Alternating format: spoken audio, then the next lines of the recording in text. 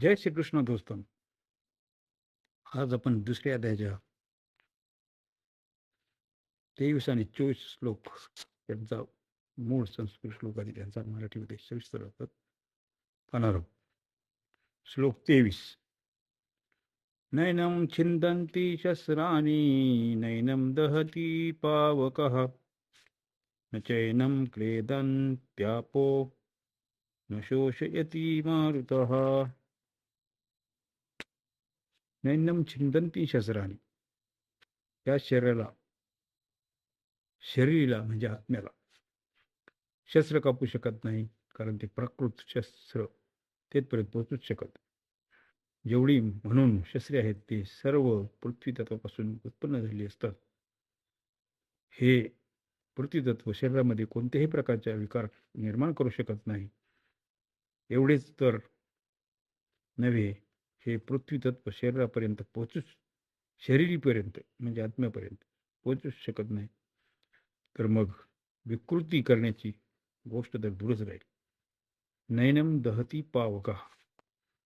अग्नी या शरीराला आत्म्याला जाळू शकत नाही, कारण अग्नी तेथपर्यंत पोहोचू शकत नाही. तर मग त्याच्याकडून जाळणे कसे संभवते. तात्पर्य, अग्नितत्व ह्या शरीरामध्ये कधीही कसल्याच प्रकारचा विकार निर्माण करू शकत नाही. न चैनम क्लेदन त्यापो.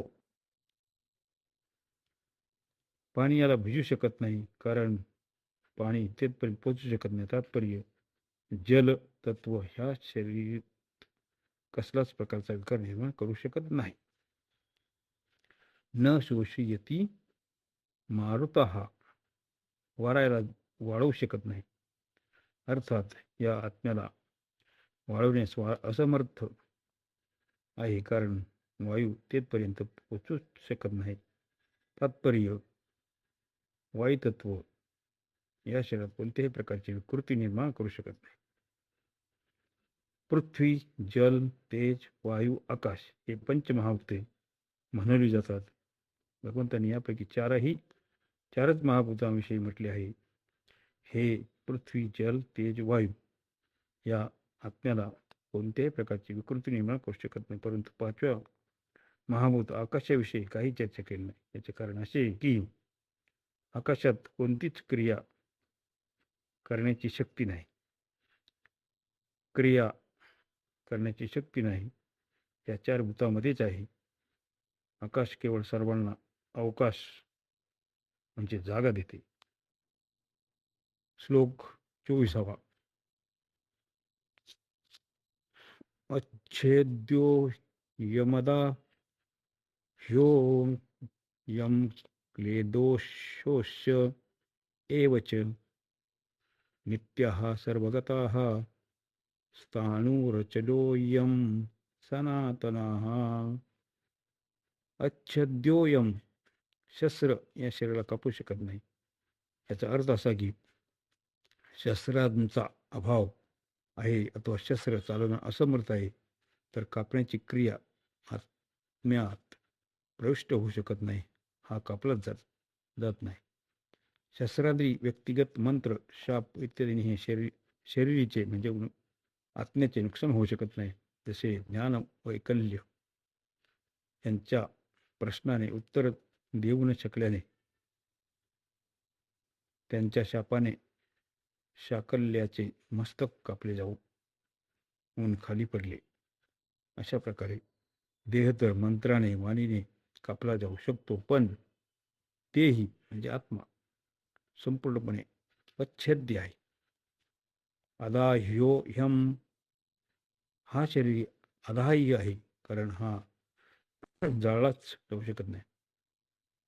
अग्नी अतिरिक्त मंत्र, शाप इत्यादींनीही हा देही जळू शकत नाही. जसे दमयंतीच्या शाप देण्याने व्याध अग्नी वाचून जळून भस्म झाला, या प्रकारे अग्नी शाप इत्यादींनी तोच जाळू शकतो जो जळण्यालायक असतो.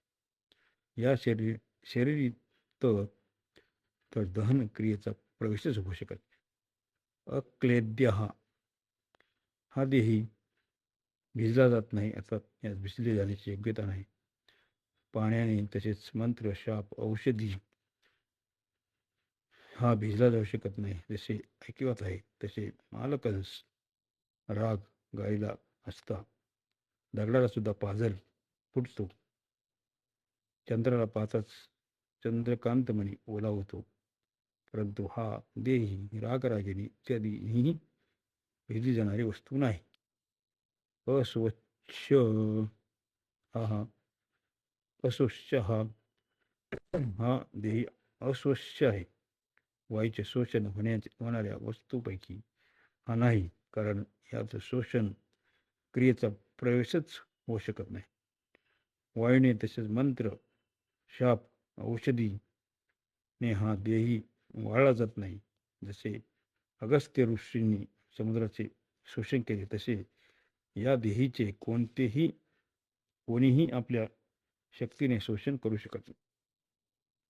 एवच अर्जुन नाशाच्या कल्पनेने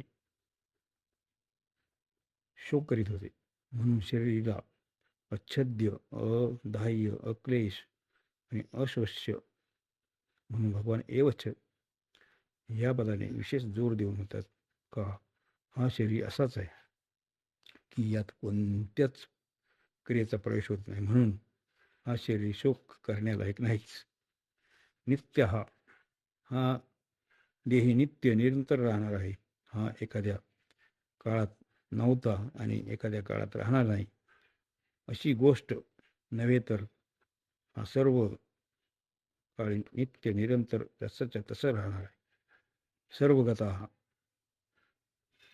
हा देही सर्व काळात जशाच्या तसा राहतो. तर हा कोण्या एखाद्या देशात राहत असेल, याचे उत्तर असे आहे की हा देही संपूर्ण व्यक्ती, वस्तू, शरीर इत्यादीत एकरूपाने विद्यमान आहे. अचल हा सर्वगत आहे. तर हा कुठे येणारा जाणारा असेल, यावर म्हणतात की हा देही स्थिर स्वभावाचा आहे. अर्थात त्याच्यात केव्हा येते आणि केव्हा तेथे अशा प्रकारे येण्या जाण्याची क्रिया नाही. स्थाणु हा स्थिर स्वभावाचा आहे. कुठे येत जात नाही ते ठीक आहे, पण यात हलण्याची क्रिया तर होत असेल. जसे वृक्ष एके ठिकाणी एके जागीच राहतात, कुठे येत जात नाहीत, पण तो एके ठिकाणी राहूनही हलत राहतो. तसेच या देहीत ही हलण्याची क्रिया होत असेल, त्याच्या उत्तरात म्हणतात की हा देही स्थाणू आहे. अर्थात यात हलण्याची क्रिया नाही. सनातना हा देही अचल आहे, स्थाणू आहे हे तर ठीक आहे, परंतु हा कधीही उत्पन्नही होत असेल, यावर म्हणतात की हा सनातन आहे, अनादी आहे, सर्व काळ असतो. हा एखाद्या काळात नव्हता असे शक्य नाही. अशा प्रकारे 24 श्लोक इथे अर्थ सांगतो. तरी सर्व भक्तांना विनंती आहे की हा जो भगवद्गीतेचा चॅनल आहे, याला आपण सबस्क्राईब करावे, जेणेकरून आपल्याला श्रीकृष्णाने जे कुरुक्षेत्र दिव्य ज्ञान मानवजातीसाठी दिले, ते ऐकून आपला जीवाचा उद्धार करू. धन्यवाद. जय श्रीकृष्ण.